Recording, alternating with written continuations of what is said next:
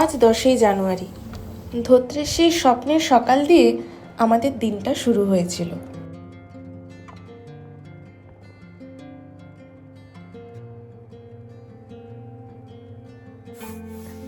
Good morning. এখন বাজে প্রায় 6টা। আমরা দেখতে যাচ্ছি ভিউ পয়েন্ট। কালকে দেরি হয়ে গেছিলো বলে ওটা দেখা হয়নি। ভিউ পয়েন্ট আর মনেস্ট্রিটার দিকে এখন যাব। তো বেরিয়ে দেখলাম রাতে যে শিশির পড়েছে ওগুলো পুরো বরফ হয়ে গেছে, আর এখন টেম্পারেচার হচ্ছে -2।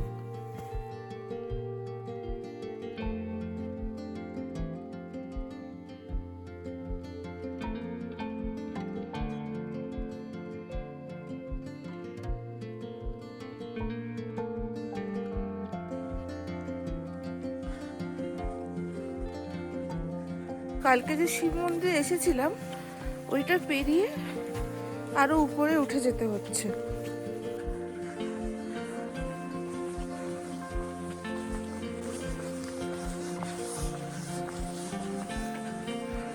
ওই যে ভিউ পয়েন্ট দেখা যাচ্ছে দূরে।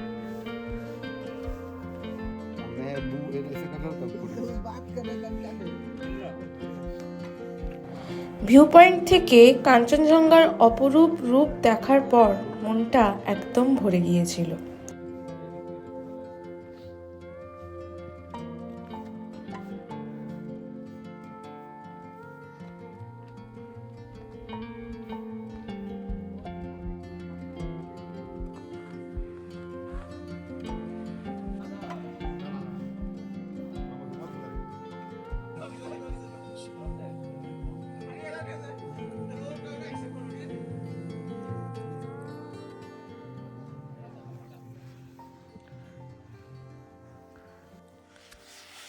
বরফ।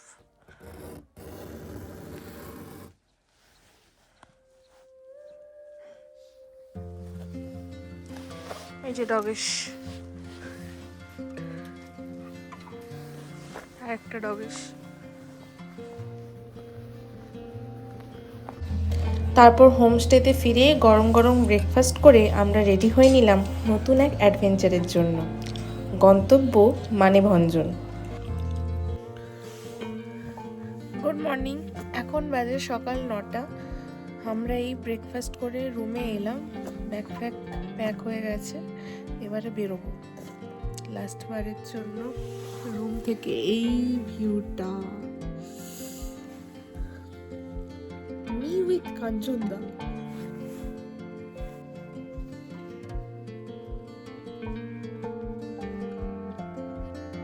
আমরা রেডি হয়ে এই বেরোলাম।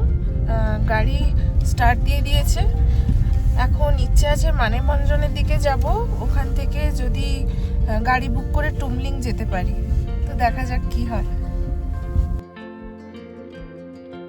পাহাড়ি রাস্তা ধরে গাড়ি এগোচ্ছিল।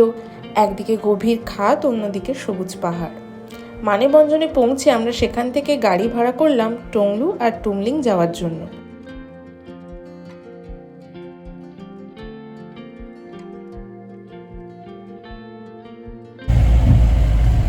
এখন বাজে 10:45। মানেভঞ্জন থেকে আমরা গাড়ি বুক করে যাচ্ছি টংলু টুমলিং। তো ওইটা দেখে আবার ফিরে আসবো মানেভঞ্জন, তারপর দার্জিলিং যাব।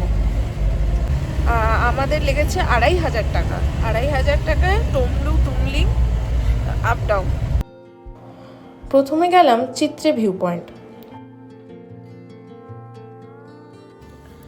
আমরা পৌঁছে গেছি চিত্রে ভিউ পয়েন্টে। তো এখানে কিছু ভিডিও ফটো নিয়ে তারপর আমরা টংলু টুমলিং এর দিকে যাব। জায়গাটা দেখাই আপনাদের চলুন। আকাশটা কি পরিষ্কার দেখেছো, খুব সুন্দর, দারুণ লাগছে। ছোট্ট একটা সুন্দর জায়গা, চারপাশে ফ্ল্যাগ উঠছে হাওয়ায়, নিচে পাহাড়ের ঢেউ, উপরে নীল আকাশ, এক অন্যরকম শান্ত পরিবেশ।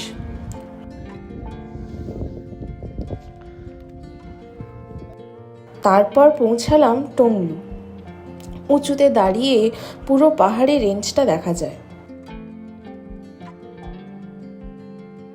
আমরা টংলু পৌঁছে গেছি।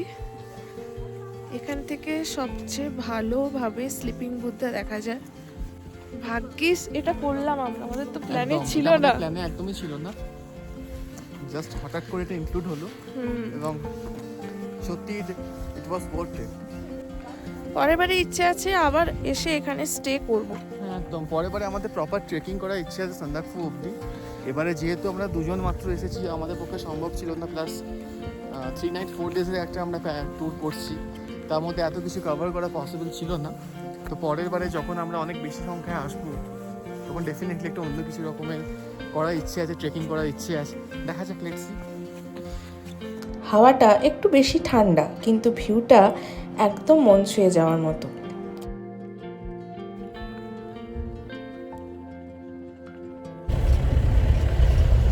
এবার আমরা যাচ্ছি টুমলিং, গাড়ি ছেড়ে দিয়েছে।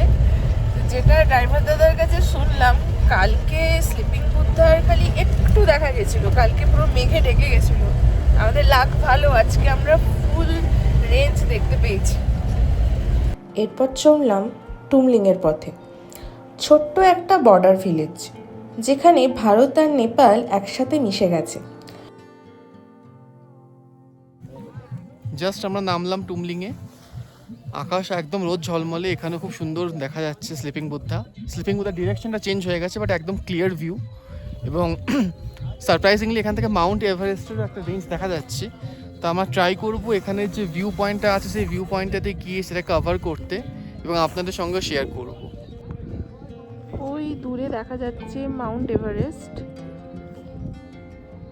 পুরোটা দেখা যাচ্ছে না, একটু অংশ দেখা যাচ্ছে। আর এই যে এইদিকে স্লিপিং বুদ্ধা।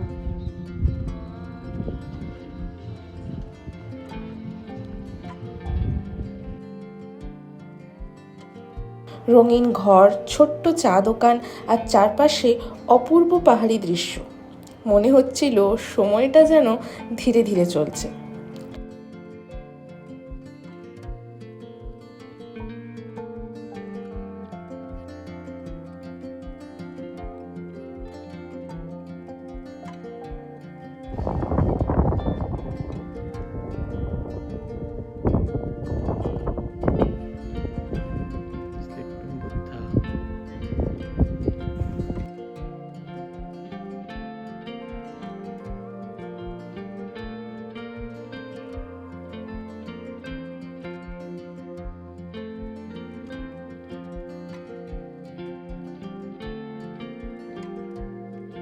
আমরা এখন মেঘমা মনেস্ট্রি দেখতে যাচ্ছি। তো যেটা জানলাম ড্রাইভার দাদার কাছ থেকে, এই মনেস্ট্রিটা মদন তামাং বানিয়েছে। আর এইখানে এই যে দেখতে পাচ্ছেন, এই ঘরটা ওনারই ছিল, মদন তামাংয়ের। আর এই হোটেলটাও ওনার। এটা হচ্ছে মনেস্ট্রি।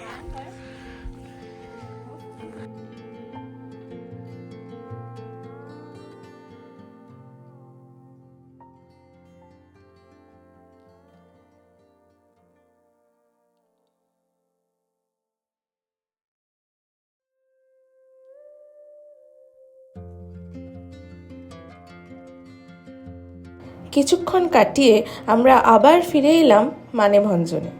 সেখান থেকে রওনা দিলাম দার্জিলিংয়ের উদ্দেশ্যে।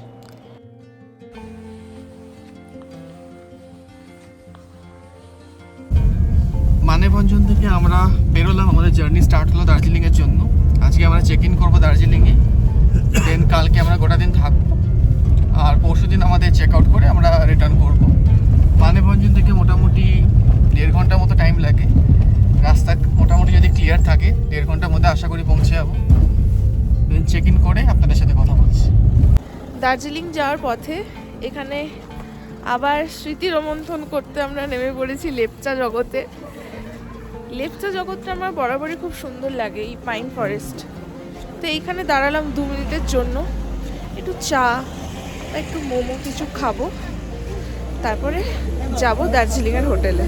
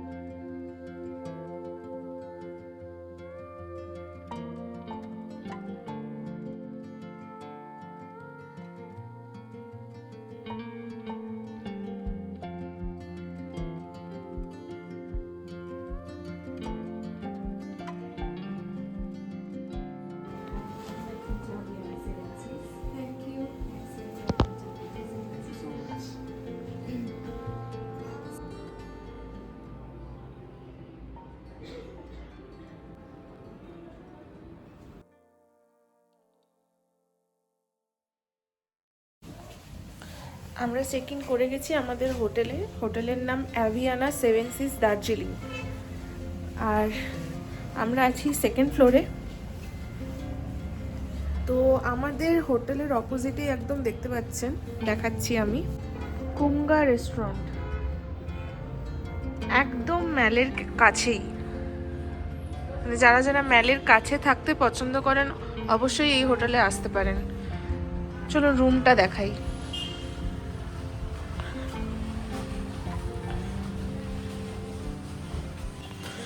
এই হচ্ছে আমাদের রুম নাম্বার 404।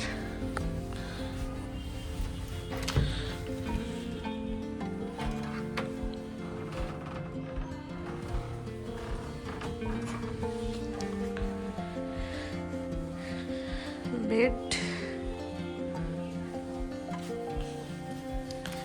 যথেষ্ট স্পেস আছে জামা কাপড় রাখার,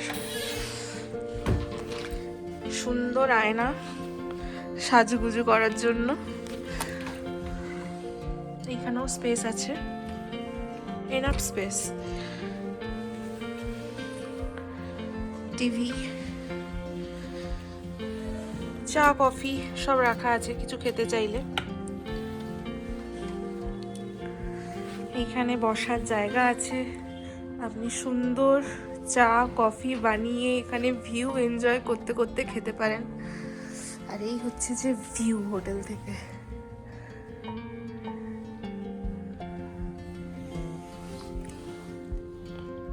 ওই তো কাঞ্চনজঙ্ঘা দেখা যাচ্ছে।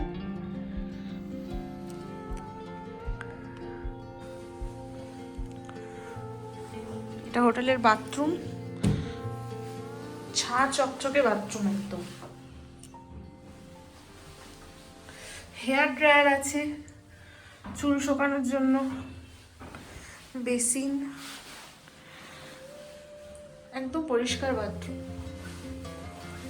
টাওয়েল দেওয়া আছে।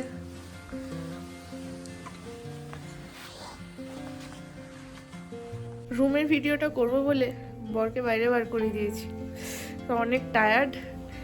এবার ফ্রেশ হব, তারপর লাঞ্চ করব। আসছি আবার ফ্রেশ হয়ে। পাহাড়ের রানী দার্জিলিংয়ে পৌঁছে হোটেলে ফ্রেশ হয়ে আমরা বেরিয়ে পড়লাম খেতে। গেলাম বিখ্যাত কেভেন্টার্সে।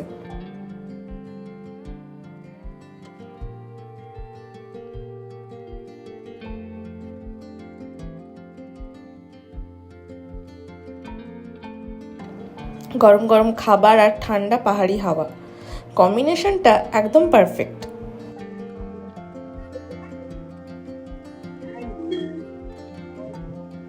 আর এইদিকে কাঞ্চনজঙ্ঘা। আমরা একদম এই সিটটায় বসেছি, এই যে এইদিকে ক্লক টাওয়ার।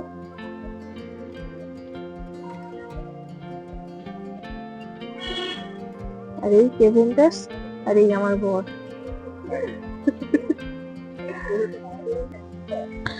আগের বারে যখন দার্জিলিং এ এসেছিলাম, কেভেন্টার্সে এসেছিলাম, প্রচন্ড ভিড় ছিল। আর আমি তো বরাবরই রণবীর কাপুরের ফ্যান, তাই আমি চেয়েছিলাম যেখানে শুটিং এর সময় যেই সিটটায় ওরা বসেছিল ওই সিটটাতে বসতে, তখন পাইনি। এইবারে ঢুকেই দেখলাম ওই সিটটা খালি, আমি তো দৌড়ে এসে বসে পড়েছি। কেভেন্টার্সে বসে সানসেট এনজয় করছি। এর থেকে ভালো কিছু হতে পারে? বছরের শুরু যদি এভাবে হয় তাহলে এর থেকে ভালো কিছুই হতে পারে না।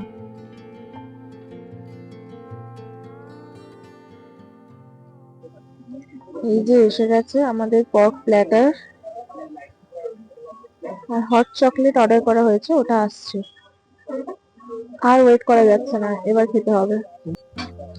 Hot chocolate pork platter. সন্ধে হতেই চললো, লাইট জ্বলে উঠেছে।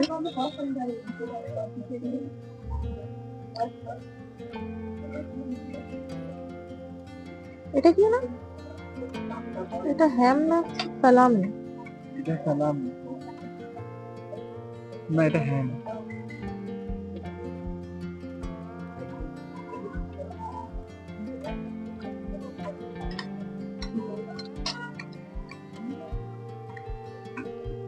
ভালো।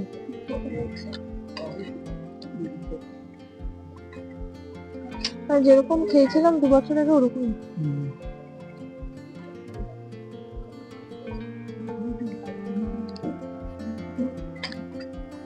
এটাকে বনভিটার কথা মনে পড়ে যাচ্ছে। তারপর আমরা গেলাম দার্জিলিং মল, যেখানে সন্ধ্যা নামলে একটা আলাদা জাদু তৈরি হয়।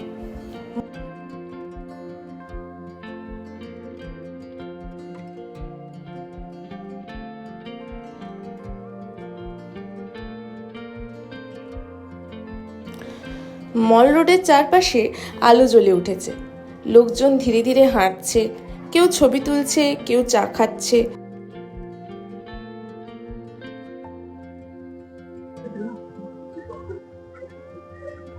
এখানে লাইন দিয়ে সব স্ট্রিট ফুডের দোকানগুলো বসতো, সব এখন উঠে গেছে, ফাঁকা ফাঁকা লাগছে।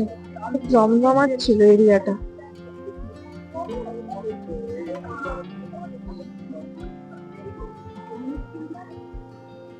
দোকানগুলো উঠে ওই এর কাছে গেছে না, এই দোকানগুলো উঠে সব ভানু ভবনের কাছে চলে গেছে। ওইখানটায় কাল যাব। পেছনে পাহাড়ের অন্ধকার সিলুয়েট, সামনে রঙিন দোকান আর হাসির শব্দ। মাঝখানে চৌরাস্তার খোলা জায়গা, বেঞ্চে বসে মানুষ পাহাড়ের হাওয়া উপভোগ করছে।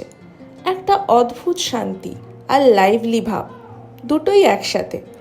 সন্ধ্যার সেই মুহূর্তটা সত্যিই খুব স্পেশাল ছিল। দিনের শেষটা আরও মিষ্টি করতে আমরা গেলাম গ্লেনারিজে ডিনার করতে।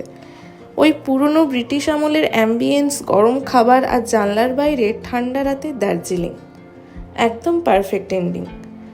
ডিনার শেষ করে হোটেলে ফিরে এলাম, ক্লান্ত শরীর কিন্তু মনটা একদম খুশিতে ভরা। 10ই জানুয়ারি, ধরতে থেকে দার্জিলিং, একটা দিন আর অনেকগুলো সুন্দর স্মৃতি।